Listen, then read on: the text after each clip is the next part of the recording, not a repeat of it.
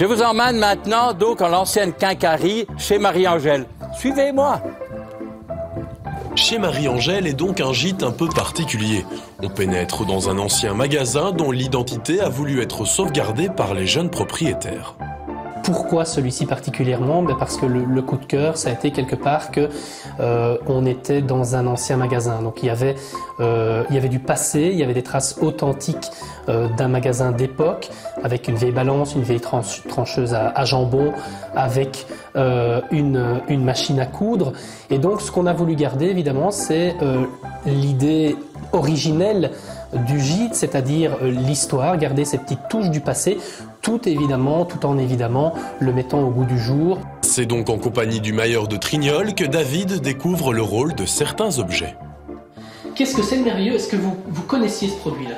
Ah là, bien sûr que je le connaissais. C'est-à-dire que mes parents avaient le local de football, toutes nous avons des coupes, des trophées, et tous les 15 jours, mon papa m'envoyait ici chercher ce produit pour pouvoir s'idoler, bien sûr, ces trophées. Vous voyez, mais c'est vrai, dès qu'on avait passé avec un chiffon sur les trophées, là, ça reluisait vraiment, c'était merveilleux.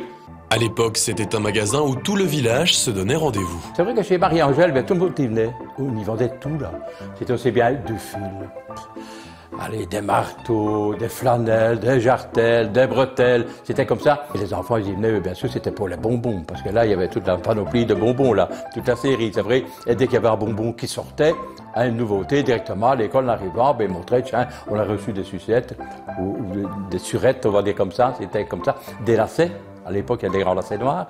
Autre produit, Union Match, on comprend que ce sont des allumettes, mais pourquoi est-ce qu'elles étaient aussi grandes? Ah ben justement aussi, ces allumettes, elles servaient tout simplement à allumer le poêle à bois. C'est-à-dire, vous savez, dans le temps, le poêle à colonne comme ça. Donc ça veut dire, dès qu'on voulait allumer le poêle directement, on avait des grandes allumettes, donc forcément on allait beaucoup plus loin dans le poêle pour pouvoir l'allumer. Au-delà de l'histoire, le gîte qui peut accueillir 14 personnes possède de jolies chambres à l'esprit rural.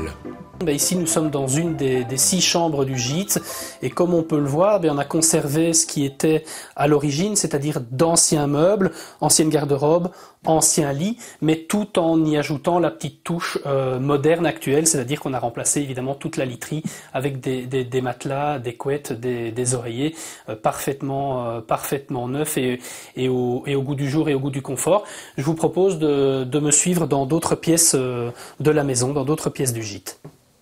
Alors, autre pièce, ici, vous avez ce qu'on appelle, nous, la cuisine d'été, c'est-à-dire que c'est une deuxième petite cuisine où il y a des tacs également, un frigo, des meubles, des couverts, il y a une table avec des chaises, 2 allonges également, et cette cuisine, elle peut essentiellement servir pour l'été, c'est-à-dire qu'elle donne directement sur la terrasse où, évidemment, avec un bon petit rayon de soleil, vous pouvez recevoir vos amis autour d'une table ou autour d'un bon barbecue.